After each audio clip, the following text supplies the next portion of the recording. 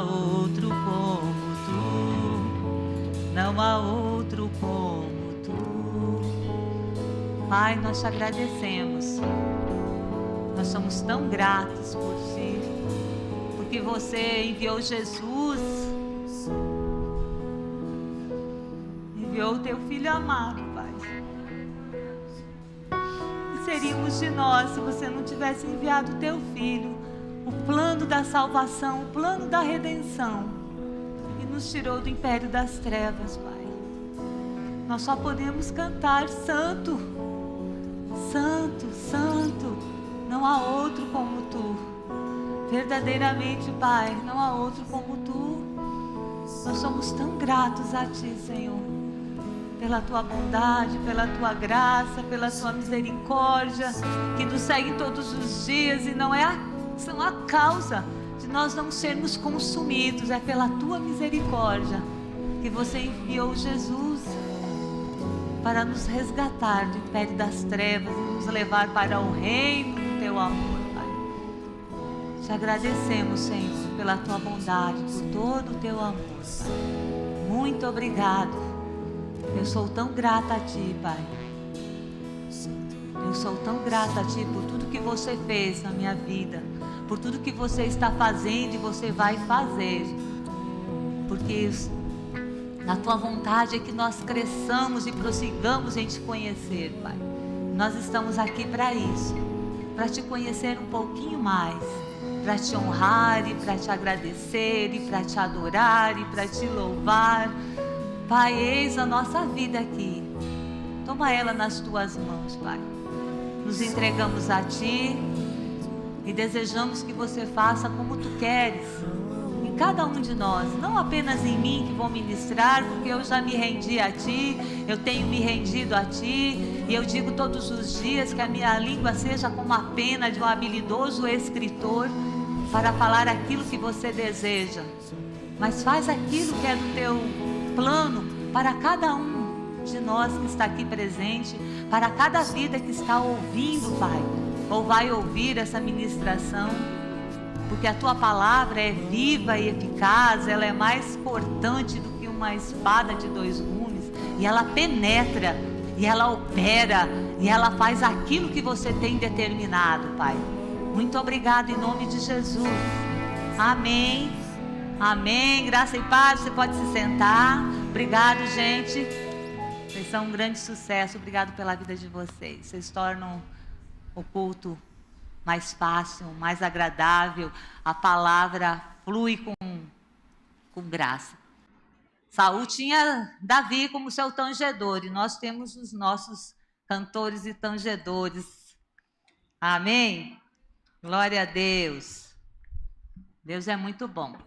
Bom que você está aqui hoje. Hoje é Dia das Mães. A minha mãe não se faz mais presente. Há alguns anos o Senhor já a levou. Eu creio firmemente no meu coração que ela está com Ele. Mas nós estamos aqui, cumprindo a nossa missão, não é, mamães? Amém? Glória a Deus. E mãe é tão gostoso, né? Dizem, né? Dizem não. A data mais que vende mais no comércio é o Dia das Mães. Porque todo mundo quer honrar sua mãe, quer fazer algo pela sua mãe. Então é uma data que o comércio aproveita. E a gente às vezes fala, né? Nossa, é tão comercial, a gente não pode estar ligado nessas coisas. E eu falo, às vezes falo sempre para as pessoas, e falo para o meu marido também, que graças a Deus pela data. Sabe que tem gente que nunca dá nada para sua mãe ou para o seu pai, quando é o Dia dos Pais, a não ser nessa data. Nunca fala eu te amo, nunca fala obrigado, nunca dá um presentinho, nunca para um momento da sua vida para agradecer ao seu pai ou à sua mãe, como é o dia de hoje.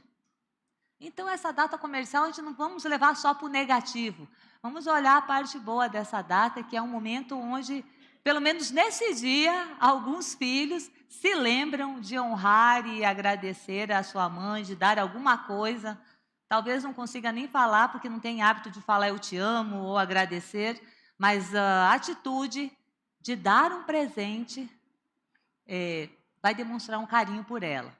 Então, essa data move as pessoas para isso, pelo menos nesse dia. Mas não é conosco isso. Todos os dias nós honramos as nossas mães, não é mesmo? As nossas mães, as nossas vovós. E mãe é aquele coraçãozão, né? Que às vezes até alivia demais, mas tem mãe que é bem dura. E tem horas, quando é necessário, elas são bem duras. Quando elas veem que o negócio aperta para o lado dos filhos, elas dão um arroxo legal neles, né? Mas mãe é aquela figura onde a gente vê confiança, não é mesmo? Eu sei que com a minha mãe era assim, e os meus filhos são assim comigo. Com a minha mãe, tudo que a gente precisava, a gente corria para ela. Até depois mesmo de casados, a oração dela parecia que era mais potente, era mais forte, era que Deus respondia mais do que a da gente. A oração da mãe era assim poderosa. Qualquer necessidade que a gente tinha, ou quando eu sempre morei muito longe, desde os meus 20 anos, 21 anos que eu moro aqui em Brasília, ela veio junto, eles vieram, mas ficaram só uns 4 anos aqui, eles foram embora. E quando tinha alguma coisa, apertava com os meus meninos, saúde, né? Criança fica sempre doentinha, eu ligava, mãe, reza aí, porque ela rezava, né? Ela era da outra religião que rezava. Mas uma mulher incrível, de muita fé. Mas depois eu vou falar um pouquinho mais dela, mais eu quero falar primeiro da palavra, senão a gente vai fluir nisso. E falar de mãe é muito gostoso e a gente se emociona. Mas eu quero falar da palavra primeiro, que lembrando que mãe é sinônimo de confiança, e eu trouxe uma palavra que também fala de confiança, que é confiança no Senhor. Então você abre lá em Provérbios 3, versículos 5. Eu, quando vou ministrar, eu gosto de destrinchar, eu gosto de ir no dicionário, porque a gente entende melhor quando a gente vai buscar o sentido exato daquelas palavras. Aquilo entra com mais graça, a gente consegue aprender e apreender mais o significado desse versículo que ele quer falar para a gente. Então, diz lá em Provérbios 3, 5. Confia no Senhor de todo o teu coração e não te estribes, vou botar esse papel bem aqui, que fala, no teu próprio entendimento. A gente só confia em alguém quando a gente conhece, é o caso da nossa mãe. Por que a gente confia na nossa mãe, na oração dela, na palavra dela, no conselho dela? Porque a gente conhece a nossa mãe. A gente sabe quem ela é, a gente sabe do amor sincero dela pela gente, das atitudes que ela tem conosco, do desejo dela que a gente se dê bem na vida, que a gente progrida, que a gente seja um sucesso, né? Então a gente sabe que a nossa mãe é de confiança, por isso que a gente confia nela. Então confiar numa pessoa é quando a gente conhece essa pessoa. E o conhecer vem como? Ele vem de que forma que a gente conhece uma pessoa? Estando junto, ligadinho com ela, ouvindo, conversando, convivendo, para que a gente possa entender as intenções do coração dessa pessoa e a gente possa confiar nela. E assim é com o nosso Deus. A gente só vai conhecer Deus, o nosso Deus, quando a gente tiver intimidade com Ele. Mas aí as pessoas falam, mas Deus é espírito, é tão abstrato. Mas Jesus andou nessa terra e Ele falou que Ele era a imagem do Pai. Se você me conhecer, Ele falou para Filipe, né? Se eu não estou enganada. Filipe, você anda há tanto tempo comigo e não me conhece? Não conhece o Pai? Eu sou a vontade do Pai. Eu faço aquilo que o Pai quer que eu faça, o que é da vontade dEle. Eu quero ler com vocês alguns textos para a gente ficar mais apaixonado por esse Deus. Vai lá em João 8, só para a gente ficar bem sedimentado na nossa fé. Quem é Deus, quem é Jesus, o que Ele passou nessa terra e a nossa confiança nele. Então, João 8,19, Jesus, é tudo Jesus falando, tá? Por aqui. 8,19, Jesus disse lá, deixa eu achar aqui no meu. Então eles lhe perguntaram, onde está teu pai? Respondeu Jesus, não me conheceis a mim e nem a meu pai. Se conhecesseis a mim, também conhecereis a meu pai. Ele fala respondendo lá para os fariseus, os judeus. Mais embaixo ele fala de novo, no 28, 29. Disse-lhes, pois, Jesus, quando levantardes o Filho do Homem, então sabereis que eu sou e que nada faço por mim mesmo, mas falo como o Pai me ensinou. O 29. E aquele que me enviou está comigo, não me deixou só, porque eu faço sempre o que lhe agrada. Jesus era a expressão exata de Deus. Lá em João 10, vira aí uma paginazinha. No 10, 25.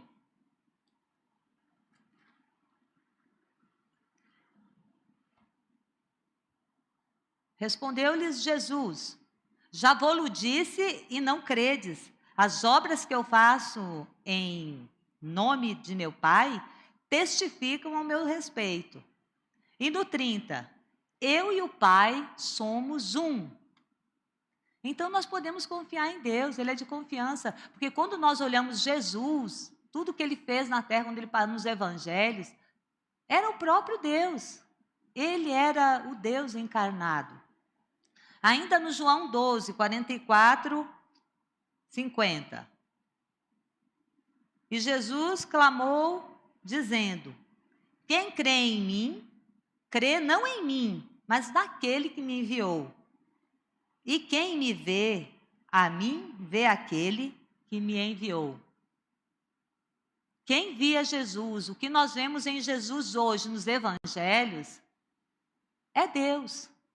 Então, como nós podemos confiar em Deus? Olhando para Jesus, conhecendo Jesus. Jesus andou por essa terra fazendo bem.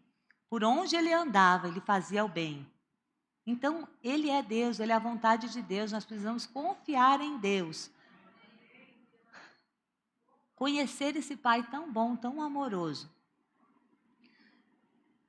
Aí, na outra frase, diz assim, não te estribes no teu próprio entendimento. Confia no Senhor de todo o teu coração. Então, já conhecemos o Senhor, sabemos quem Ele é, olhando para Jesus.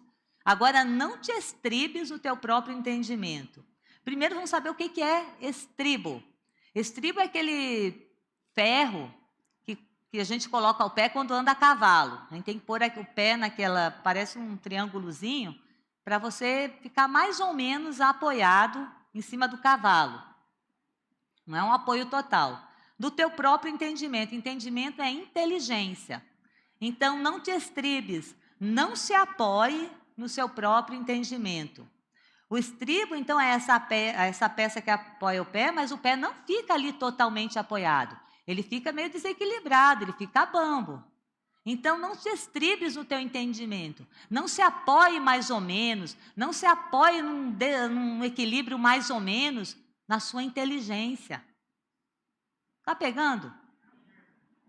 A gente precisa confiar em Deus de todo o coração e não confiar aqui, no nosso entendimento, mas confiar no Senhor. Apoiar a nossa vontade, o nosso coração nele, no conhecimento de Deus, na palavra de Deus. E o confiar em Deus, ela gera em nós alegria. Porque sempre que a gente confia, no caso da nossa mãe, por exemplo, como hoje é o Dia das Mães, nós confiamos na nossa mãe, num determinado assunto, a gente fica tranquilo, fica alegre. Mamãe, ora aí por esse... Meu menino está doente, está no hospital, aconteceu isso comigo. eu ficava em paz, eu ficava assim tranquila, ficava otimista, porque eu sabia que ia dar certo, porque ela era chegada assim com o papai. Então é isso que Deus quer da gente, que a gente confie nele de todo o coração, que a gente não confie na nossa inteligência, mas confie nele. Confie na graça dele, no amor dele, na bondade dele.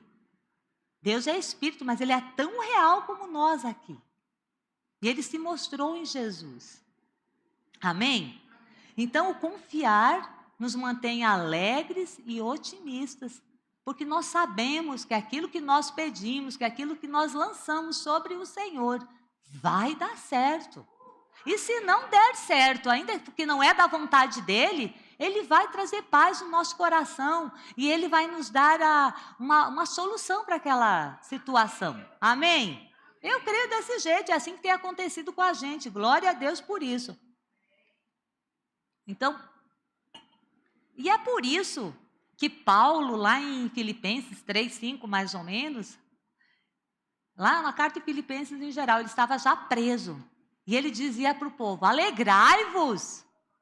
Ele estava preso, naquela prisão horrenda, mas ele dizia para todo mundo: alegrai-vos. Eu acredito que ele estava alegre, ele não falava só para o povo, é porque ele estava alegre, ele estava otimista, porque ele confiava no Senhor, ele estava confiando na palavra que ele recebeu, na visão que ele teve do Jesus Cristo, no caminho para Damasco, e na vida que se seguiu ele, ensinando o Evangelho, ensinando as coisas do reino.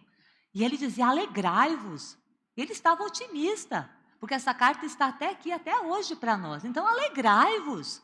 Confia no Senhor e se alegra. Fica otimista, porque Ele é contigo. Ele estava com Paulo ali, porque Paulo estava preso, mas ele estava alegre e otimista. Por quê? Porque o trabalho que tinha sido incumbido para ele, de anunciar a palavra, estava acontecendo, mesmo com ele na prisão. Ele estava anunciando até para os prisioneiros. A gente nem sabe, mas quanta gente foi alcançada ali por aquela palavra, não é mesmo? Então, alegrai-vos no Senhor, confia de todo o coração no teu Pai e se alegra. Não deixa a ansiedade, a tribulação, a opressão vir sobre você, sobre mim. Quando ela chega, olha, só um momentinho, a gente bota para correr. A gente se alegra porque sabemos que temos um Pai que opera e trabalha por nós. Amém? Então, não vamos deixar o nosso pé nesse estribo bambo sem equilíbrio. Vamos apoiar o pé no Senhor, que é firme, que é justo, que é equilibrado, que é poderoso para fazer por nós. Amém? O segundo versículo ali no 7 diz então: reconhece-o em todos os seus caminhos, e ele endireitará as tuas veredas. Aí eu fui no dicionário para ver, reconhece. Aí a gente entende o que é reconhece. Eu sei, vou reconhecer, reconhecer, é você. Mas o dicionário diz assim, olha como é legal. Reconhece. Reconhecer, identificar, distinguir. Certificar como verdadeiro algo ou alguém por certas características. Eu achei isso o máximo. É Deus purinho. Vou repetir. Reconhecer é certificar como verdadeiro algo ou alguém por certas características. Quais são as características do nosso Deus e Pai, do nosso Jesus? Amor, bondade, misericórdia, graça, poder, unção, tudo que estava em Jesus. Humildade, mansidão, são as certificações do nosso Deus. Ainda, admitir como verdadeiro e real. Quando a gente vai no cartório ali, o que a gente vai lá? Vai reconhecer uma firma, trazendo para o nosso contexto. Reconhecer uma firma, a gente vai deixar o nosso nome, reconhecendo que aquilo é real. A gente vai no cartório, vai reconhecer, vai certificar que o nosso nome, que a nossa firma é real. E é assim que nós temos que reconhecer a Deus. Ele é real. Ele é verdadeiro, por causa das suas características. pelo seu caráter de amor. Ele é real, ele é verdadeiro. E a palavra nos afirma isso, é na palavra que nós vamos reconhecê-lo. Então, reconhecer que Deus, ele é único, que ele é um pai amoroso, ele é um pai bondoso. Reconheça-o em todos os seus caminhos. Em todos os seus caminhos. Quais são os caminhos que nós temos andado? Na nossa mente. Vamos reconhecer Deus na nossa mente, essa mentezinha tão complexa, tão complicada às vezes. Vamos reconhecer Deus aqui, que Ele é o nosso dono, que Ele é o Senhor dessa mente, dessa emoção, dessa alma. É um dos caminhos. Reconhecê-lo na nossa família, nos nossos relacionamentos.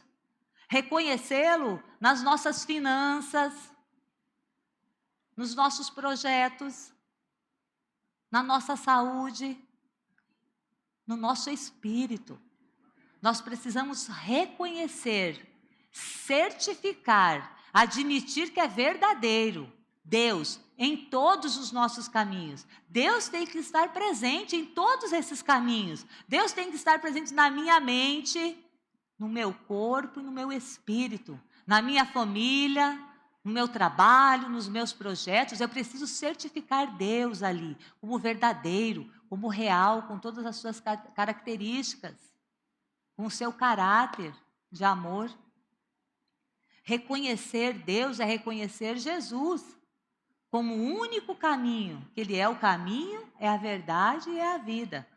Eu preciso certificar como verdadeiro Jesus, caminho, a verdade e a vida. Certificar com as suas características. Jesus tem que estar presente em mim. Porque Ele é a minha salvação, Ele é a minha libertação, Ele é a minha paz, Ele é o meu tudo. Eu preciso certificar isso, eu preciso reconhecer firma aqui, reconhecer a firma de Jesus dentro de mim. Isso tem que ser real, as pessoas têm que ver essa assinatura ali no cartório espiritual, no cartório das pessoas que elas passam por mim e ver, ei, tem Jesus ali. Ele tem que estar certificado, assinado, carimbado, rotulado, tem Jesus aqui. Ele é a minha salvação. E isso engloba o Espírito Santo. Certificar o Espírito Santo dentro da gente, tornar ele real em nós.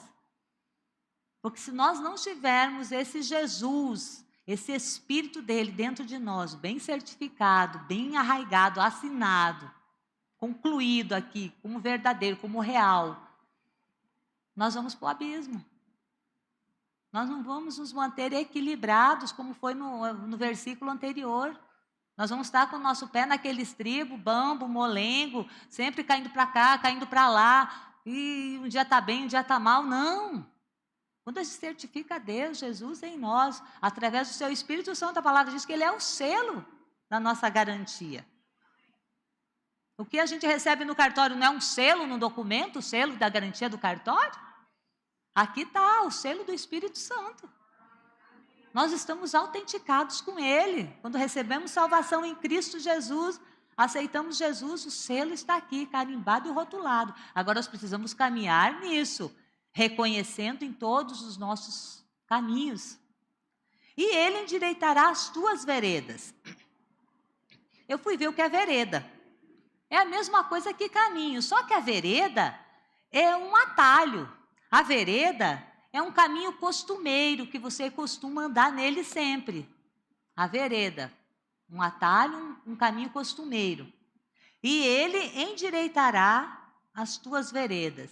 Sabe que o Senhor quer endireitar esse caminho da nossa vida, esse nosso costume, esse nosso jeito de ser, esse nosso jeito de falar, que não está adequado com a palavra e que não está sendo produtivo para nós? Ele quer endireitar esse atalho, esse nosso caminho de sempre, de todo dia. Nós reconhece-o em todos os seus caminhos. E Ele diz, e Ele endireitará as tuas veredas. O nosso costumeiro de todos os dias. Todo dia eu penso assim, Eu vou só uma vez no culto, eu só oro de vez em quando. Eu sempre costumo dar umas briguinhas em casa. Esse é meu caminho do dia a dia. Não. Mas Ele quer endireitar os nossos caminhos, nossas veredas.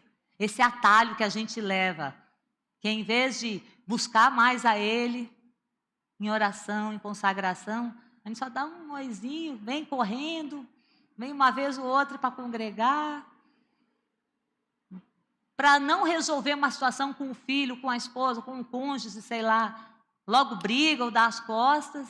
Não, Ele quer tirar você desse atalho, que às vezes é mais rápido, e quer pôr Ele nos seus caminhos, nos caminhos de paz, de graça, de verdade. Ele quer tirar você desse atalho em que você faz a gente faz algumas mentirinhas, algumas briguinhas, algumas confusõezinhas, seja na nossa casa ou no nosso trabalho.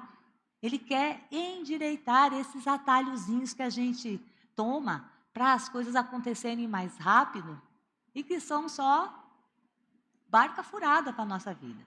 Onde os nossos pés ficam naquele estribo mole que de repente a gente cai para lá e para cá. Então, deixa Ele endireitar as suas veredas. Deixa Ele tirar você do atalho e colocar no caminho certo, no prumo certo, no equilíbrio, naquilo que Ele deseja que a gente seja. Ele falou comigo primeiro, viu, gente? Eu falo você, mas Ele já tratou comigo há 2 semanas com essas coisas, meditando, entendendo e mostrando coisas. Aí Ele quer endireitar as nossas veredas desses caminhos. Esses atalhos, essas veredas, muitas vezes também, elas podem ser aquelas opiniões formadas que a gente tem, os nossos achismos, que a gente não quer abrir mão. Ah, é assim, esse papel é preto e pronto.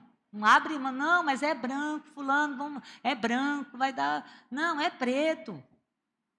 Não, gente. Ele quer tirar a gente desses achismos, dessas opiniões acirradas que deixam a gente preso em algumas cadeias e a gente não consegue progredir, nem espiritualmente, muitas vezes nem profissionalmente, ou na nossa saúde, porque nós estamos nesses atalhozinhos da nossa opinião formada, do nosso achismo. E Ele quer retirar a gente disso. Por isso a gente tem que reconhecer Ele nos nossos caminhos. Então vem, Senhor. Entra na minha mente, entra no meu coração, me revela. Eu estou achando eu digo que isso aqui é preto, mas Pai, se todo mundo está dizendo que é branco, me revela que é branco isso aqui, não é preto. Me ajuda, eu quero me render ao Senhor, eu quero fazer o que é a Tua vontade, eu quero entender a Tua vontade. Não quero bancar pé firme numa situação que está me prejudicando, não está me deixando sair do buraco.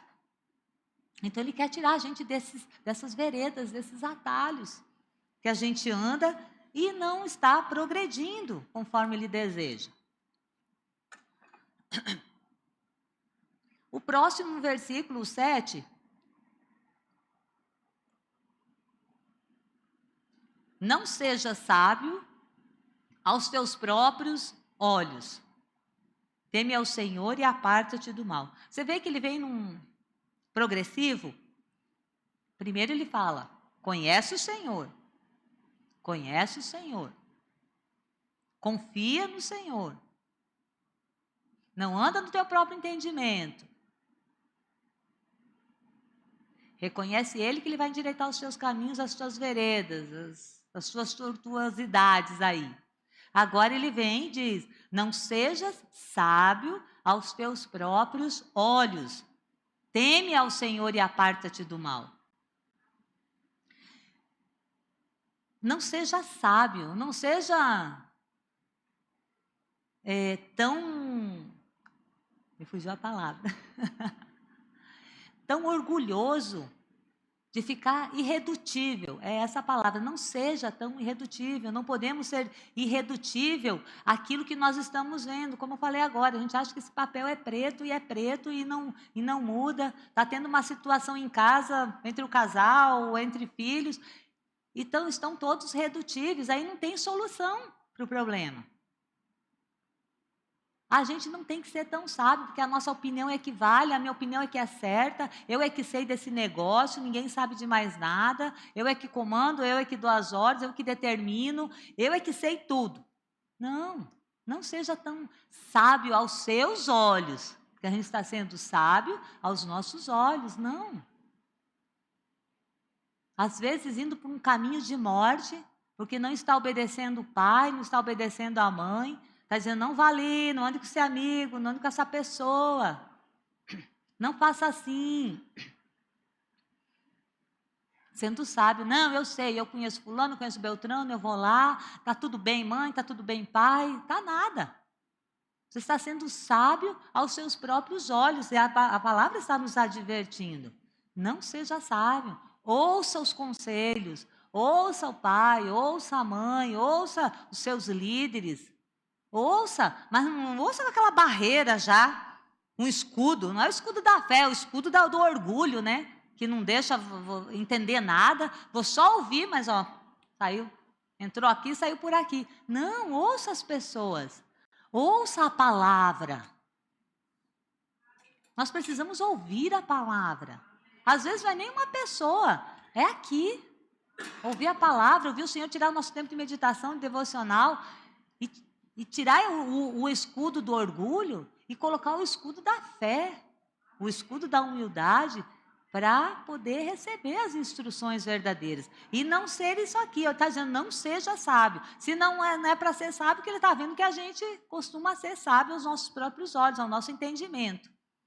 Ele já tinha dito antes ali que não te estribe no teu próprio entendimento. Você vê, é até meio repetitiva a coisa, mas ele está falando de várias formas. Se ele está nos falando, é porque a gente está precisando ouvir. Teme ao Senhor e aparta-te do mal. E o que é temer ao Senhor? Temer é obedecer. Não é assim? Quando a gente teme alguém, teme o nosso chefe, teme o nosso pai, a nossa mãe, ou teme até um cachorro que está ali na rua, que é perigoso. Você vai obedecer a placa, cão bravo, você não vai se aproximar, não vai entrar naquela casa. Então, teme ao Senhor, obedece o que Ele está dizendo na palavra. Ele quer o nosso bem, nosso Deus é de confiança, e Ele quer que nós tenhamos confiança nele, que nós acreditemos na bondade dEle. Então, teme ao Senhor. Quando a gente não teme, é porque a gente não está obedecendo. Quando a gente não está obedecendo, é porque a gente está sendo orgulhoso. E orgulho, Deus rejeita. Ele rejeita os soberbos e orgulhosos, a palavra dele diz. Ele aceita e Ele quer que a gente seja humilde e reconheça Ele nos nossos caminhos, e reconheça Ele na sua palavra, e obedeça a Ele na sua palavra. Então, quando a gente teme, a gente obedece, e para a gente obedecer, nós precisamos conhecer Ele na sua palavra, e quando a gente conhece Deus em Jesus Cristo, é claro que nós vamos confiar nesse Deus. É uma coisa levando a outra, mas existem alguns caminhos e nós temos que seguir esses caminhos. Então ele diz, obedece, busca Deus de todo o coração. Como? Tendo comunhão com Ele, lendo a palavra, meditando, orando, adorando, congregando, tendo nosso devocional no secreto. Nós não vamos conhecer uma pessoa se não estivermos junto com ela. Nós só vamos conhecer a Deus e a Jesus aqui, na palavra. Não tem, nós podemos ir congregando. A palavra, quando eu digo, a gente vai ouvir palavra aqui congregando, e a palavra ouvida, uma mensagem, mas também no nosso devocional, na nossa leitura diária. Se a gente não começar a ter esse hábito de leitura, a gente não conhece o nosso Deus. Mesmo que a gente não entenda muita coisa. Outro dia você recebe uma revelação daquilo, quando segue um capítulo adiante, você vai entender mais sobre a palavra, sobre o que está falando ali. E esse ler a palavra, esse conhecer a Deus através daqui, ele vai nos apartar do mal. Aqui tem N conselhos, N promessas, que vão nos apartar de todo o mal. É por aqui, não tem outro jeito não. E claro, nós temos o Espírito Santo de Deus, que Ele vai nos ajudar, e quando nós fomos salvos, nós recebemos, pedimos a ajuda dEle, Ele vai trazendo entendimento e sabedoria dentro da palavra. Eu quero mostrar para vocês que, como eu falei que a palavra é salvação, ela é vida, eu quero mostrar para vocês um troféu aqui. Esse é meu troféu, sabe? Essa é a minha primeira Bíblia. Eu ganhei quando eu tinha 15 anos. E eu passei a lê-la todos os dias. Quando eu ganhei, eu vou contar um pouquinho da minha história, tem um pouquinho de tempo aqui, a gente foi rápido na palavra, porque eu quero demorar um pouquinho até com isso. Eu morei 2 anos no convento, no primeiro ano eu tinha 15 anos, e quando morreu uma freira lá, bem velhinha, elas deram as coisas dela, são poucas coisas que elas não têm quase nada. A irmã que cuidava das meninas pediu se eu queria a Bíblia da falecida. Sim, eu quero, porque eu não tinha a Bíblia, eu tinha muita vontade de ter uma Bíblia. Porque a minha mãe falava muito da Bíblia. A minha mãe foi uma mulher assim, muito batalhadora, muito guerreira, perseverante, uma mulher de fé, de muita fé, passou por muitas coisas na vida, mas sempre apoiada. Saiu da roça, foi trabalhar no hospital. Com 12 anos ela já fazia parto, ali ela foi enfermeira, ali aprendia tudo na prática antigamente, né? Não tinha esse negócio, muito curso, aprendia assim na prática as coisas.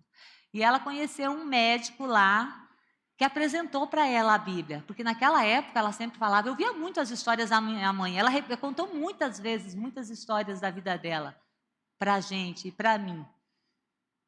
Esse médico apresentou uma Bíblia para ela, porque a Bíblia era escondida, porque ela dizia que as religiosas lá do hospital diziam que se lesse a Bíblia ia ficar louca. Então tudo isso minha mãe falava, e ela falava tanto da Bíblia, eu tinha vontade de a Bíblia, a gente era pobre de má fé desci, uma família de 7 filhos, um pai assalariado, então, e não tinha ninguém, na outra religião não se lia muito Bíblia, né? Era só o papelzinho lá. E ela falava muito de ler a Bíblia, não, porque dizia que ficava louca, mas não era, ela lia, ela disse que lia escondida, botava debaixo da cama, ela muito jovem ainda. E quando eu fui para lá, para o convento, fiquei 2 anos, eu ganhei essa Bíblia, que é meu troféu, gente. Essa Bíblia é meu troféu. Foi aqui que eu entendi muitas coisas de Deus. É por isso, e ela está toda bagunçada, porque depois nasceu o Jeff, depois meu sobrinho ficava lá em casa e mexiam, porque eu deixava na cabeceira da minha cama. Era o meu livro de cabeceira. E às vezes eles derrubavam, rasgaram algumas coisas. Quando a gente se casou, eu já tinha essa Bíblia, então a gente passou a ler a Bíblia todas as noites. O Herto já falou isso algumas vezes. Essa Bíblia foi a nossa salvação. A Bíblia é a palavra de Deus. Ela salvou a nossa vida literalmente. A gente não entendia muitas coisas. Muitos livros eu lia assim por curiosidade, Daniel, Jó, Jonas, ia lendo, o que a gente entendia melhor era Provérbios, Salmos, mas a gente lia todas as noites, um capítulo junto, quando ele não estava, ele estava no plantão, eu lia só. E Deus sempre cercava ele com uma pessoa crente. Graças a Deus sempre tem um crente no nosso local de trabalho, né? O meu também sempre teve. E essa palavra incutida em nós, mesmo sem entender, ela salvou a nossa vida muitas vezes. Porque quando chegou o momento da tribulação, que o diabo atacou de verdade a nossa vida, em 2002, se não fosse o temor por causa dessa palavra, ai, gente, talvez a gente nem estivesse aqui. O diabo insuflando, mata, morre, se mata. Mas porque a gente lia a Bíblia, a gente tinha essa palavra. Não aconteceu. E lá em casa era um policial. Tinham duas armas, uma 38 e uma automática. Era muito fácil você fazer uma bobagem. Mas por causa daqui, ó. Por causa dessa palavra. Temor no coração. Temor no coração. A gente não entendia muita coisa. Mas o Senhor foi revelando coisas para nós aqui dentro. Tem coisas que eu risquei, e eu ia dizer, nossa, mas está escrito aqui, lá em Timóteo, Jesus é o único mediador entre Deus e os homens. E aquilo foi burilando dentro de mim, essas coisas foram, né, revelações progressivas. Isso aqui é vida. Isso aqui salva a nossa vida. Eu falo com todo o meu coração, com toda a certeza, com toda a realidade que foi certificada dentro de nós. Foi o temor incutido na nossa vida, desde que a gente se casou. E eu ganhei essa Bíblia, era da falecida, mas pensa na alegria que eu tinha. Eu lia, está toda despedaçada, gente, ó, toda rasgada. Mas esse aqui é meu troféu. Todas as vezes que eu olho, eu falei, obrigado, Pai, pela tua palavra. Porque ela salvou as nossas vidas. Salvou literalmente do físico, da morte física, não apenas da morte espiritual. E depois ela veio e salvou a gente da morte espiritual.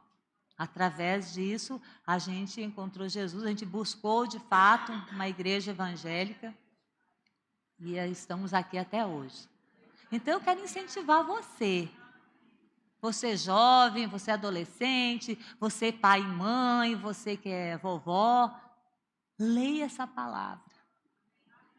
Inculca ela nos teus filhos, nos teus sobrinhos, nos seus netos. A gente precisa ler mesmo, ler de verdade, mesmo que a gente não entenda. Aquilo vai sedimentando aqui dentro, vai criando temor, vai criando aquela desejo de Deus também, de conhecer mais a Deus, vai trazendo entendimento. Na hora certa, no momento certo, Deus vai trazendo revelação de coisas que você pergunta, de dúvidas, de situações que você deseja, por causa da palavra. E quando os nossos filhos nasceram, a gente sempre dava Bíblias, graças a Deus, por causa dessa palavra. Meu marido sempre com temor, sempre comprando Bíblias infantis para as crianças, livrinhos. Nós não éramos ainda evangélicos, nós éramos a outra religião, que não se lia muito a palavra. Mas sempre a gente estava incutindo, sempre livrinhos, histórias bíblicas coloridas para um, para o outro. Até que, de fato, a gente entrou no evangelho verdadeiro, na revelação de quem Deus era. Então faz toda a diferença quando a gente tem temor ao Senhor, quando a gente lê a Bíblia, e aquilo vai certificando dentro de nós que Deus é o nosso Deus. Nós não conhecíamos Deus como Pai, nem Jesus como Senhor. Nós conhecíamos Deus lá em cima e a gente aqui embaixo. Mas graças a Deus, que a gente temia esse Deus lá em cima também. E conhecíamos esse Jesus. Porque isso nos levou a Ele, de fato, nos levou à salvação verdadeira. E eu sou muito grata à minha mãe, porque por ela ser uma mulher de fé, muito temente a Deus, muito temente. Eu não posso honrar porque ela já faleceu, então a gente diz que é um tributo, né? A gente dá um tributo às pessoas que morrem. Ela tinha muitas falhas, muitos defeitos. Ela errou muitas vezes buscando a Deus em lugares errados, mas porque ela queria acertar, ela queria uma cura, ela queria ajudar. Então, ela foi em alguns lugares errados. Mas sabe que Deus perdoa a ignorância? E Deus vê a intenção do coração? E Ele não faz acepção de pessoas, não é porque a gente aqui é o super crente e só nós somos os corretos, de jeito nenhum. Deus vê o coração e Ele perdoa a nossa ignorância. Agora, a partir do momento que nós estamos recebendo entendimento e revelação de quem Ele é, da bondade dEle, das verdades dEle, a gente já é indesculpável.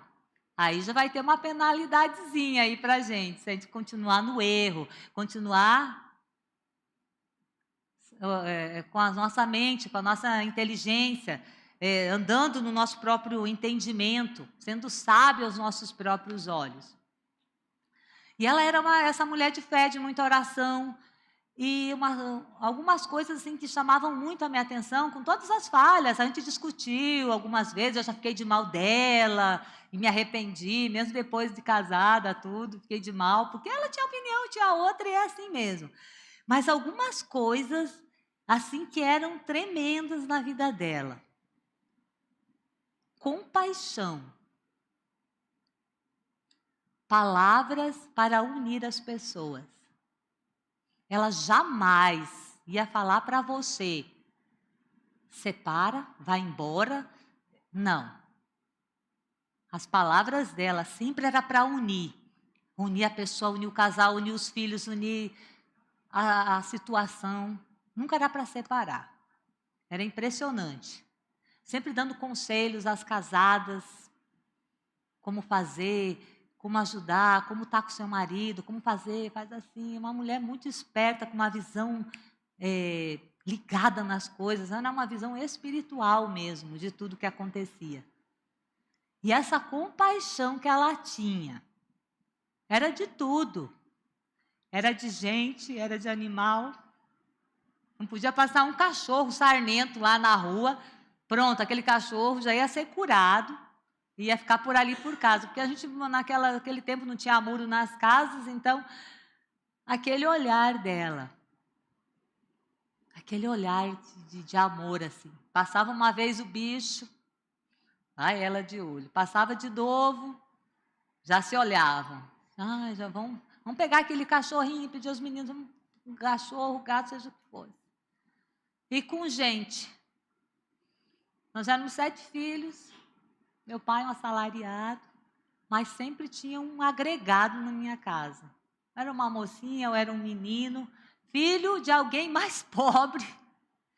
Que ela queria ajudar, de uma amiga que precisava de ajuda, de uma viúva, e lá ficava, morando lá em casa, comia também o que tinha para comer todo mundo, e ali ela instruía aqueles meninos para trabalhar, fazer o papel dela. Eu acho que se ela tivesse oportunidade de ter uma ONG, um orfanato, não sei, ela teria, porque ela não teve, ela ia encher de gente lá, porque o coração dela era muito grande, ela se compadecia demais. Eu falei, às vezes eu olho para mim e digo, meu Deus, eu sou tão dura. Eu preciso ser mais como ela era. Sabe, esse coração compassivo, igual de Deus, igual de Jesus. Aí eu lembro que Jesus, ele passava e olhava para as pessoas dessa forma. Quando ele viu aquela multidão e falou assim, parecem ovelhas que não têm pastor. Porque os olhos de compaixão enxergavam necessidades das pessoas. Quando ele olhou para aquela prostituta, que todo mundo queria apedrejar, ele falou para ela, vai, não peques mais. Porque era o olhar de amor, o olhar da compaixão. E esse olhar era, vamos dizer, era como, ou pelo menos ela obedecia a Jesus nessa situação. Eu vejo hoje mais ainda, e quando a gente vai crescendo e a distância, né, a gente fica distante das pessoas, a gente consegue ver as qualidades com mais clareza, né? E quando ele falou para Pedro, naquele momento que ele estava indo para a crucificação, e ele olhou a Pedro com os olhos de amor, e Pedro saiu daquele momento. Eu acredito que era tanta compaixão por causa da ignorância. A gente fica, não entende todas as coisas, mas a gente está crescendo, não é mesmo? Graças a Deus nós estamos crescendo e Deus é misericordioso. E ele olhou para Pedro com aquele olhar de amor, tanta compaixão, que eu vejo que era como a minha mãe olhava. E eu tive uma experiência com Deus. algumas vezes com Jesus, nessa mesma experiência que Pedro teve, desse olhar de amor, dessa compaixão. Quando Jesus falou para Pedro: apacenta as minhas ovelhas. Pedro, tu me amas. Pedro, tu me amas. Sim, Senhor, eu te amo. Apacenta as minhas ovelhas. Era a compaixão pura de Deus por nós, de Jesus. Era pura compaixão. E Pedro se constrangeu totalmente com aquilo, por aquele olhar de amor. E sabe, amados, que a gente precisa buscar esse olhar de Deus em nós. E a gente precisa também buscar em Jesus olhar as pessoas dessa forma, com compaixão, com esse olhar que constrange até, com esse olhar que não julga, que não critica, que não é sarcástico, mas um olhar que olha e vê a necessidade, vê a ignorância, vê a falta, vê o sofrimento daquela pessoa, daquela situação. A gente precisa buscar mais em Deus esse olhar. As mães têm isso muito com os filhos e tem outras pessoas outras mães que me chamaram muita atenção por esse olhar de amor e de compaixão. Eu tive uma vizinha, às vezes eu até falo dela, morava na minha frente, ela também já faleceu, e eu achava tão lindo ela descer lá do prédio dela e levar água gelada para os garis lá na frente do prédio. Aquilo comovia meu coração. Eu falei, meu Deus, isso é tão duro, muitas vezes. Ela descia com aquela caneca de alumínio, toda suadinha, gelada, e os copos para os garis lá. Às vezes ela levava café. Meu Deus, isso aquilo, eu achava lindo demais, eu achava, aquilo me constrangia, até me feria. Eu falei, meu Deus, eu preciso ser melhor, eu preciso melhorar em algumas coisas. Então, são pequenas atitudes que às vezes a gente anda, e hoje nós andamos numa roda viva, correndo para todo lado, trabalhando, servindo na igreja e fazendo coisas, e buscando o nosso sucesso, o nosso trabalho, o nosso vestibular, o nosso concurso, e cuidar da casa, e cuidar da nossa casa.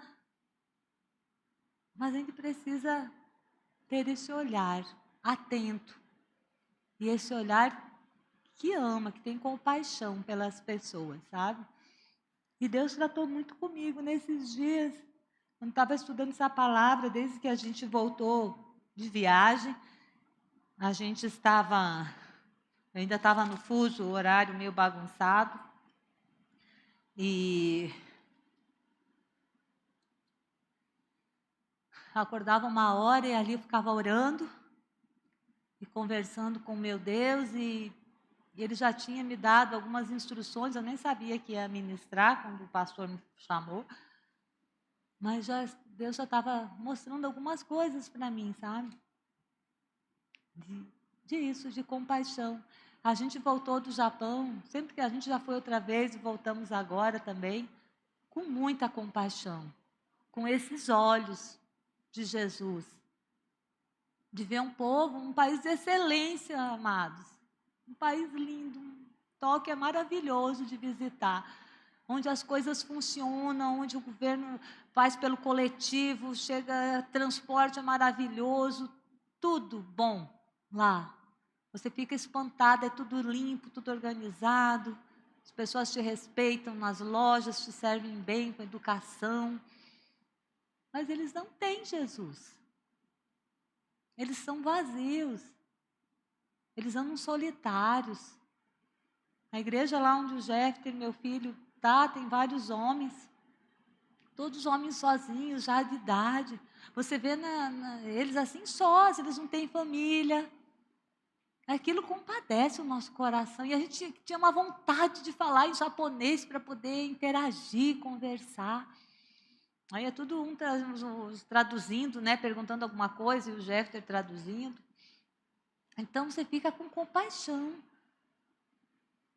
Eu estava ouvindo outro dia, eu acho que o Herto botou para algumas pessoas assistirem um vídeo da Ariadna, que ela é uma mulher que anda muito, né? Ela é de missões nas igrejas perseguidas, que tem a igreja que não conhece, né? Que não chegou a palavra, e tem a igreja que é perseguida, de pessoas que não negam a Jesus, que sofrem ali, são torturadas, mas elas não negam a Jesus, porque elas têm dentro delas certificadas, carimbadas, o amor de Jesus Cristo. E elas querem anunciar esse Jesus naqueles lugares, naquela nação onde é proibido. E essas pessoas, elas vão até a morte, elas são torturadas todos os dias. E ela conta de um que está amarrado os pés e as mãos, e os guardas chutavam com o joelho a cara dele, e quebrou os dentes, não podia cuspir. Davam um tempo e pediam para ele: você nega Jesus? Não nego. Não vou negar Jesus. Dava um tempo, aí ela fala que num determinado momento essa pessoa não aguentava mais, falou para o Senhor: não aguento mais, não aguento mais. Estou no meu último, não suporto mais. Aí Jesus falou para ele: perdoa, perdoa. E ele disse que foi invadido por um amor tão grande de Jesus. E quando o torturador chegou lá de novo, para começar mais uma sessão de chute, ele olhou com esses olhos de amor e de compaixão para esse torturador, e ele disse: não me olhe assim. Porque eram os olhos de Jesus.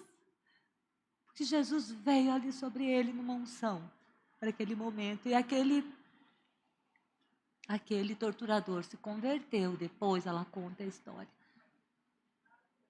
Então a igreja perseguida, eu gosto de assistir, eu gosto de ouvir essas coisas. Eu falo para o Wellington, eu gosto de ouvir essas coisas bem pesadas mesmo da igreja perseguida, porque para me tirar do comodismo, ou me tirar do vitimismo, sabe, das coisas que a gente acha tudo ruim, que nunca nada está bom, para a gente ver que a gente está numa vida tão boa, tão confortável, tão fácil.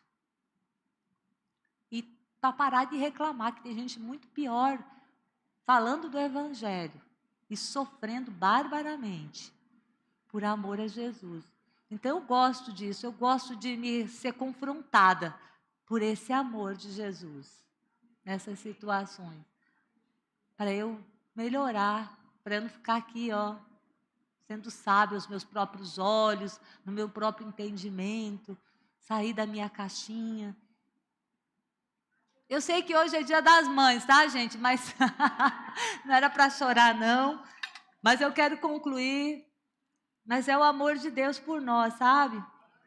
Que quando a gente confia nele, e de todo o nosso coração, e obedece aos mandamentos, e anda nessa palavra. Aí lá no Provérbios 3 mesmo, mais ali adiante, ele diz, no 17, que então os seus caminhos são caminhos deliciosos, e todas as suas veredas, paz. E no 23, então andará seguro no teu caminho, e não tropeçará o teu pé. Essa é a conclusão de quando a gente confia no Senhor, quando a gente anda com Ele, quando a gente entrega o nosso entendimento, a nossa sabedoria e deixa Ele realmente ser Senhor. Mas nós só vamos entender essas coisas se a gente conhecer a Ele. E a gente só conhece a Ele lendo, lendo o Evangelho, lendo a palavra. Eu quero estar aqui incentivando mesmo você a ser um leitor assíduo dessa palavra. Ela gera vida. Jesus falou que as minhas palavras são espírito e são vida. Amém? Eu tenho acho que dá tempo ainda. 38. Tem um vídeo de uma música que ministrou muito em mim, eu quero compartilhar com vocês. Pode ser, Vanessa, aqui, acolá? Aí depois você reflita aí, ame o Senhor nessa canção, deixa Ele falar contigo, depois o pastor vai continuar. Mas antes eu quero fazer um apelo. Tem alguém que ainda não